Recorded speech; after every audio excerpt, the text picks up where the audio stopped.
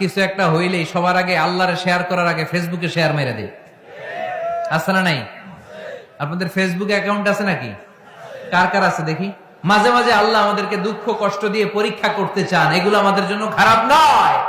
এই দুঃখ কষ্ট বিপদ আমাদের কোমরকে সোজা করে, আমাদের পায়ের মাটিকে শক্ত করে। চিল্লায় বলেন ঠিক কিনা? প্রতিকূল পরিবেশে কিভাবে বাঁচতে হয় এই দুঃখ কষ্ট আমাদেরকে শিখায়। এজন্য মুমিন বান্দার বৈশিষ্ট্য হচ্ছে দুঃখ কষ্ট বেদনা জ্বালা এগুলোতে সে আপসেট হয় না, সে হাল ছেড়ে দেয় না, সে ভরসা রাখে একজনের উপর। চিল্লায় বলতে হবে তিনি কে?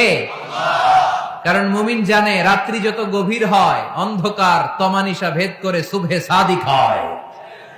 মুমিন জানে গর্ভবতী নারীর পেটের ব্যথা যেই দিন বাড়তে থাকে ওই দিনই নতুন মেহমান আগমনের সময় ঘনাতে থাকে। মুমিন জানে তার জীবনে দুঃখ কষ্ট বিপদ যত বাড়তে থাকে সুখের দিন কাছে আসতে থাকে। এজন্য মুমিনের হারাবার কিছু নেই। ফাইন্না মাআল উসরি ইউসরা, ইন্না মাআল উসরি ইউসরা। নবী হে, কষ্টের পরেই আছে আনন্দ, দুঃখের পরেই আছে সুখ। আপনি সমস্যায় পড়েছেন, ওই সমস্যার সমাধানও আছে না নাই? এই পৃথিবীতে এমন কোন সমস্যা আছে যেটা সমাধান নেই? কথা বলেন। সমস্যা তৈরি করেছে কে? আবার সমাধানও দিয়েছে কে? আল্লাহ doesn't create a lock without its key. আল্লাহ কখনো চাবি না বানাইয়া ওইটার তালা বানায় নাই। কথা কন। তালাও যেহেতু আছে ওই তালার চাবিও বানিয়েছে কে? মা আনজালাল্লাহু দাআন ইল্লা আনজালাল্লাহু লাহু শিফা।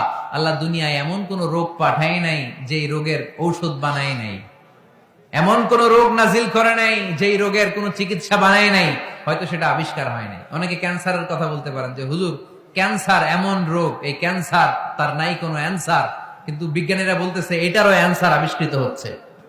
সুবহানাল্লাহ কইবেন না? কিছু কিছু ক্ষেত্রে হয়েও গিয়েছে। এজন্য দুঃখের পরেই আছে সুখ, কষ্টের পরেই আছে আনন্দ।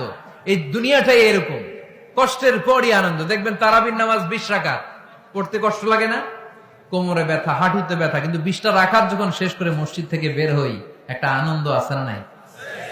কষ্ট করে পরীক্ষার জন্য প্রিপারেশন নিলেন আপনি কয়েক মাস, কিন্তু ফলাফল যখন ভালো হয় তখন একটা আনন্দ আছে না নাই? সারাদিন রোজা রাখলেন রমজানে, কি কষ্ট, তৃষ্ণায় গলা ফেটে যায়, কিন্তু ইফতারির সময় যখন রুহাবজা শরবতটা খাই কেমন লাগে? একটা আনন্দ আছে না নাই? এজন্য আল্লাহ বললেন فَإِنَّ مَعَ الْعُسْرِ يُسْرًا إِنَّ مَعَ الْعُسْرِ يُسْرًا।